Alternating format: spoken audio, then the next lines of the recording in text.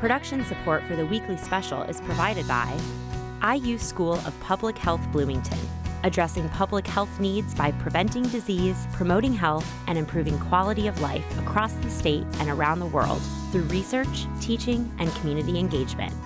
The Al Cobain Recognition Endowment Fund, established by friends and family of Al Cobain to support jazz initiatives on WTIU and WFIU. And WTIU members, thank you.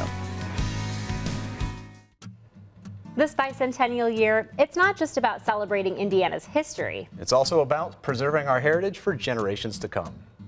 Explore the beautiful traditions of the Shaker community with Indiana Artisan Pete Baxter. Discover the beginnings of the Indiana Geological Survey at the state's oldest operating public library. Journey to one of Indiana's oldest family farms, owned and operated for over 200 years. And welcome the soulful sounds of London Rose to the studio. Learn how Hoosiers are making history new again. All this and more on this week's Weekly Special.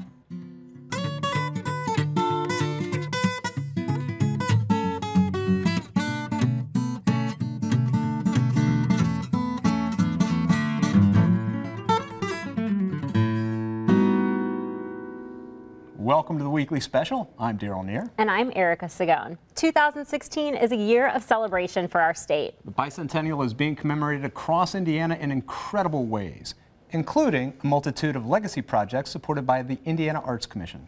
The Weekly Special is honored to be included in those supported projects, and we've joined forces with the Indiana Artisan Organization to highlight extraordinary artists across the state. They're working not only to preserve traditional Indiana arts, but also strengthen the art community for the future. My name is Pete Baxter, and I'm a Shaker craftsman.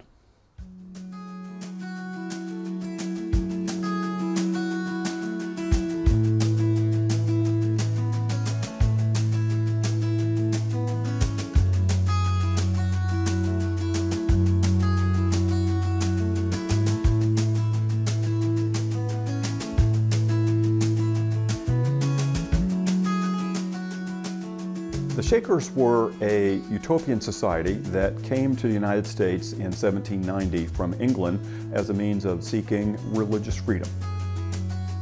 My first exposure came in undergraduate school, taking an elective course on Shaker life. I didn't know it at the time, but their furniture and the simplicity of the way they made things appealed to me. Later in life, when I became a woodworker, the Shaker things came to the forefront. My first exposure to Shaker boxes and carriers came about by reading an article in a magazine. I thought, okay, I have the skill level to attempt this. The boxes are essentially a storage container. So at the risk of maybe being a little flip, I think the Shakers created the original container store. They were used to store any and all dry goods. Paints, paint pigments, tacks, flour, sugar, nails, buttons. It's a storage container, nothing more, nothing less. Today, I would say they're exactly the same thing. You need some place to store things. Why not store them in a quality piece that will last for generations? The piece that I enjoy making the most is a satin-lined Shaker sewing carrier. It is the most historically correct piece that I make. While it was too ornamental for the Shakers' use themselves, they were good at marketing and selling their wares to the non-believers outside the community. Original carriers were sold without a lid. I include one just simply because it tends to finish the piece and helps keep things neat and tidy. My best seller is a number 3 box with 2 removable trays that I call a keepsake box. I make a tall number 17 coffee table that is definitely an attention getter. It's not a piece that the Shakers ever made, so it's just simply making something a little bit bigger and having a more modern day use for it. My chairs are representative of the style made at the Mount Lebanon Shaker Village in eastern New York. All of the villages intended to make chairs, and there are some style differences. But the style that I tend to make is what most people think of and recognize as a shaker chair. I use a set of tools called a rotary plane. It was originally made for ladder makers. It is a process that will turn a piece of wood round, but not concentric like what you get on a lathe. My tools and methods are a combination of hand tools and power tools, and I don't believe I'm being disloyal to the Shakers in any way, because they were inventors and they embraced technology. A Shaker sister created the circular saw blade. So I believe if their communities were still thriving today, that they would be embracing a lot of the technology and the tools that I use. The Indiana Artisan Program is a juried process that was started by the state of Indiana to recognize the Hoosier state's best crafts and food people. What that means to me is I am in the company of talented artisans, and our individual brands contribute to the Indiana Artisan, and in turn the Indiana Artisan brand represents all of us and provides avenues, venues, and opportunities. I look at what I do, and then I look at some of the other people in the Indiana Artisan and I go, wow, those are creative people. And some days I'm not sure I have a creative bone in my body. When I look at the colleagues and the company that I keep with them, it's a validation of the quality of my work and something that I never really would have ever expected to have happen. Being self-taught means that you make a lot of mistakes, you try a lot of things that don't work, and an axiom that probably fits well in life is that you learn more from your mistakes than you do from your successes. For me, it's a labor of love.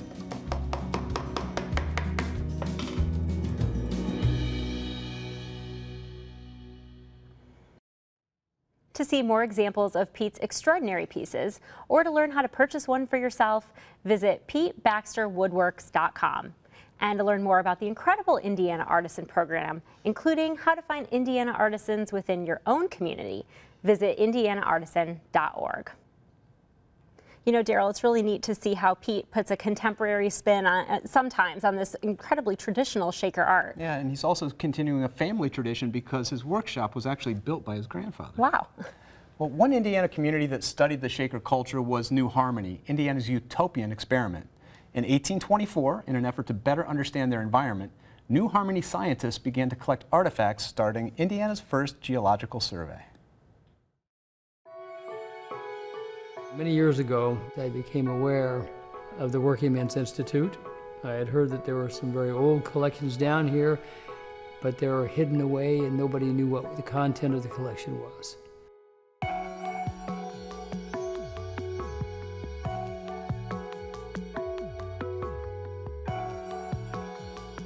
My name is Ron Richards. I'm the Senior Research Curator of Paleobiology at the Indiana State Museum. The Working Men's Institute is a museum and a library. We are Indiana's oldest continuously operating library. We were founded in 1838. So we've been here for about 177 years. And this is the last of the great natural history collections from Indiana from the late 19th century.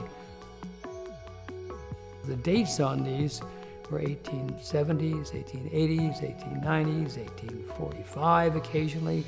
And we were the first ones to really open these things. I am Peggy Fisher-Keller. I curate the geology collection at the Indiana State Museum. And I've been coming down to the Working Men's Institute for over 10 years. And I am doing the first swipe through the rocks and the minerals and the invertebrate fossils that are here. And I've done thousands. My name's Randy Patrick. I've been working at the Working Men's Institute, bringing their collection of marine mollusca, This little guy here is a top shelf, up to modern taxonomy. So every year I come for 1 to 3 weeks, and I start just like this year. I started with a box. Through my monographs and several databases, using characters, figure out what the genus and species is and how it fits, and then if it's rare or if it's common. I'm Deborah Patrick. I've been coming down with my husband Randy for the past 10 years, and I'm just a volunteer, so I do whatever they need me to do. Each of these specimens, they have a name and they have a number, and they all have to go in the database so that we can access them. What I'm doing is identifying the snail collection. This is the Helix occulta. Today it's called Hendersonia occulta. And these little snails are found in the fossil lust deposits, the wind-blown silt deposits that are along the east bank of the Wabash. They date from about 14 to 21,000 years ago.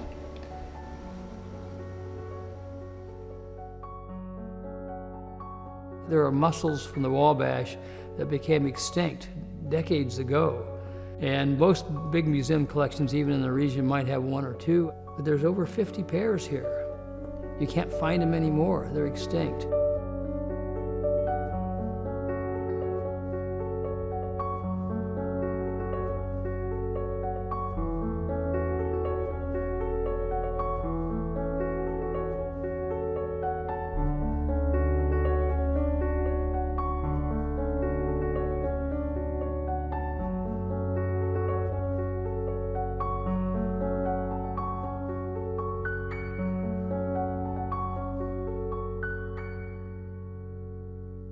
We couldn't do it without Ron and his crew.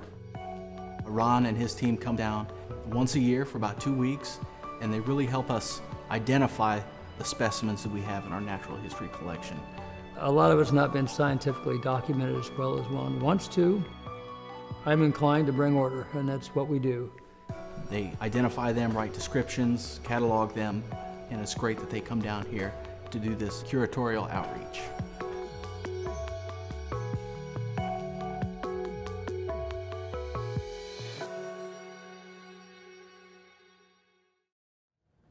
To explore more about the ongoing project or to learn how to visit the museum, go to workingmensinstitute.org. Erica, I am always amazed at the new discoveries we can find when you visit New Harmony. Yeah, and this place is really just such a treasure. It has had a major influence on natural studies research. Well, sometimes the efforts to preserve Indiana's heritage takes on a more personal passion. The Mont Clair farm has been owned and operated by the Ewing family since 1804. Today, they continue to find new ways not only to save the farm's legacy, but guarantee its survival for the next generation.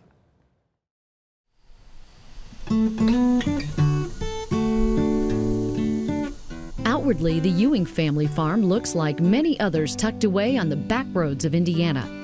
But for Mark Ewing, the Vincennes farm carries a 200-year legacy. Built in 1804, the homestead represents not only his family's history, but Indiana's history as well. I grew up here. I have, I think, the same affinity for this place that a lot of people have. I am the 6th generation to live here, and we're all direct lineal descendants, which makes it a little bit unique in that the people that have kept it have been direct descendants of the fellow that built the house. This farm in particular, I think, is important historically because of the person who started it. I mean, there were only 3 people in the state of Indiana that were on the government payroll in 1802, and one of them was Nathaniel Ewing. I mean, he's not Thomas Jefferson by any means, but he was part of the move west, and he was part of how the country grew and how they financed the Revolutionary War and how they paid soldiers, and all of those things, I think, are historically interesting beyond our family. As settlement of the West continued, many of Nathaniel's children relocated to St. Louis. The homestead served as a summer getaway from the heat and disease of the city until the late 1880s, when former mayor of St. Louis, William L. Ewing, retired to the farm. And when he moved to Vincennes, he was a single man. And he fell in love with a much younger farm girl from Vincennes. And the story is that she was sitting on a porch swing barefoot, and he was smitten by her. Molly lived out her life here after her husband, the mayor of St. Louis, died, and actually carried the farm through the Depression and considerable hard times. Molly's devotion to the farm extended far past her own generation. Before she died, she took an astounding leap of faith, placing the farm in a trust for a generation not yet born, Mark and his sisters. For over a decade, the house remained empty, packed with straw to protect the walls from mold. After World War II ended, Mark's parents moved back to Mont Clair and began restoring the farm to its original glory. Today, inspired by the incredible faith entrusted to him by the great-grandmother he never knew, Mark has carried that legacy onward. I made the decision now that I don't want a Kmart in my front yard. And I don't want somebody to develop this, because there's been 200 years of people who didn't let that happen. And yet I know things are going to change through time. So Becca and I talked for a long time about how you protect the farm to be what it should be, what it always was, and what a lot of people sacrifice to maintain. I looked around southern Indiana and decided that Sycamore Land Trust was absolutely the best place to partner up, because they had what I needed, which is somebody who would look after the farm and make sure it didn't turn into a housing development or a commercial development long after I'm gone and Becca's gone and Mac and Molly are gone. And so I'm real pleased the way that's turned out. When I look at this farm, it's a self-contained microcosm of life. And it tells a little story about self-sufficiency. It tells a story about independence. And it's important for people to see the sacrifices that people that came before them made to preserve what we today have. To learn more about the Ewing family farm and their ongoing preservation efforts across the state, visit their Facebook page at Ewing Farm Preservation. And of course, visit indianalandmarks.org to learn about historical locations in your community. Daryl, it's just so neat to see all the preservation work that the Ewings did, to keep their farm sustainable, and the work that they're putting in to make sure that it lives on for future generations. I mean, that commitment to preservation and sustainability is a great legacy. Yeah. Well, our next musical guest has been said to have a modern voice with an old soul. Meet London Rose.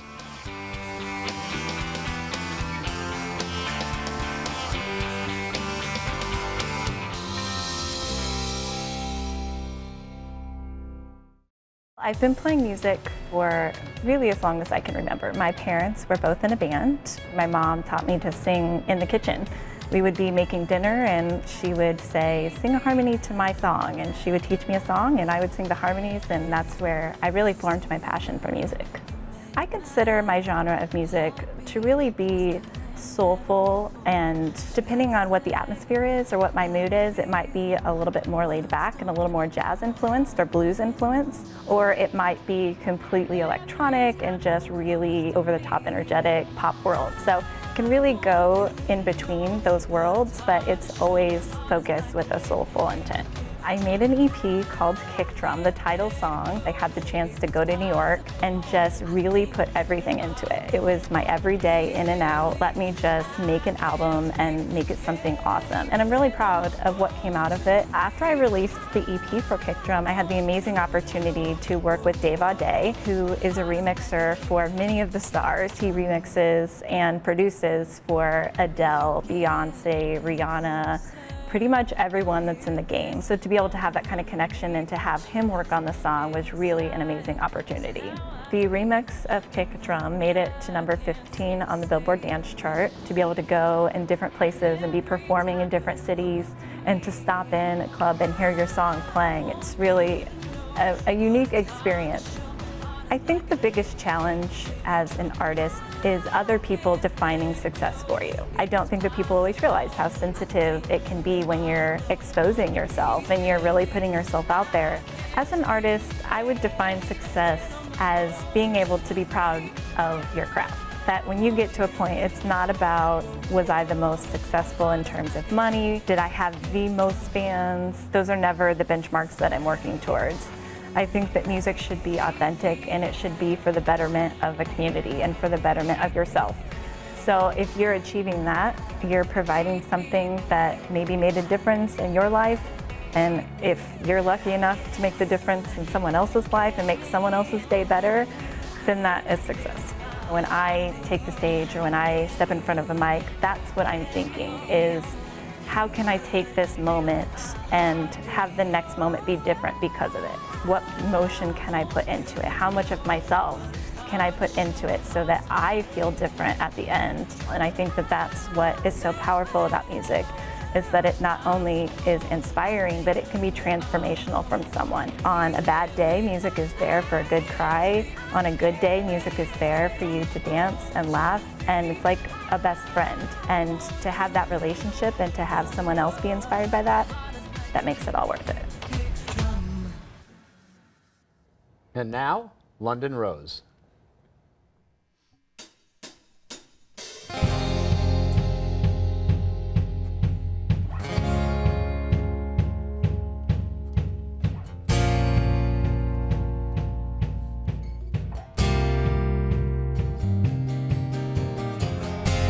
Tension melts like a live grenade. Deep inside, lights start to fade. Sometimes I hide when I'm afraid, trying to sell this masquerade. The noise rings like a chainsaw.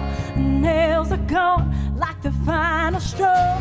But giving in would be my only flaw. Not today, 'cause I want to get on up and forget the day. Get on up, shake the stress away. Get on up, move your feet, feel the beat, sing a key. Who cares, it's what we need. Get on up, dance around a day. Get on up, everybody say. Get on up, wave your arms, there's no harm, move around, come on, it's what we need.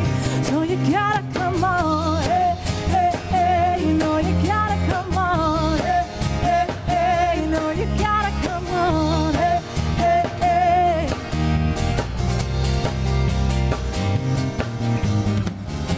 A wrinkled face, you can touch the stress. Behind my mask, I hide a mess. Unlock these chains across my chest. Close the curtain, I must confess. I like to be living happily. I wanna see positivity, but life is not a fantasy. You gotta take a break to get on up and forget the day. Get on up, shake the stress away. Get on up, move your feet, feel the beat, sing a key. Who cares, it's what we need. Get on up, dance around a day. Get on up, everybody say. Get on up, wave your arms, there's no harm, move along, come on, it's what we need. So you gotta come on, hey, hey, hey, you know you gotta come on, hey, hey, hey, you know you gotta come on, hey, hey, hey. Ooh, don't you doubt it, don't you doubt it, don't you doubt that you can get back on your feet. Don't you doubt it, don't you doubt it, don't you doubt that you can get back on your feet. So just get on up and forget the day. Get on up, shake the stress away. Get on up, move your feet, feel the beat, sing a key. Who cares, it's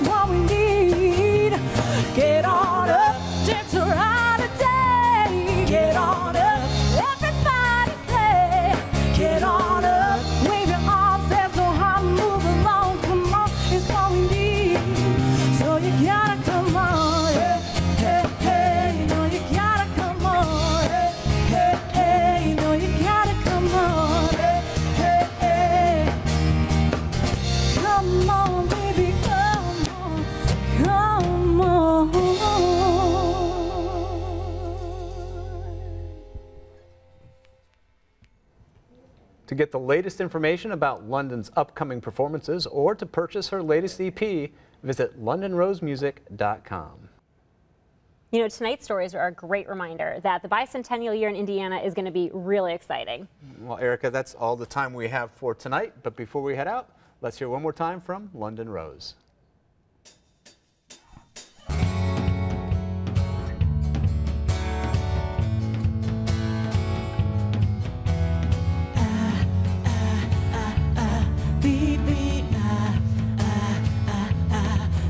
Baby, close to you, you make my heart beat faster than ever before. I try to say how I feel, but words don't come out how I want anymore. Every time you're close to me, I want... Production support for the weekly special is provided by IU School of Public Health Bloomington, addressing public health needs by preventing disease, promoting health, and improving quality of life across the state and around the world through research, teaching, and community engagement. The Al Cobain Recognition Endowment Fund, established by friends and family of Al Cobain to support jazz initiatives on WTIU and WFIU. And WTIU members, thank you.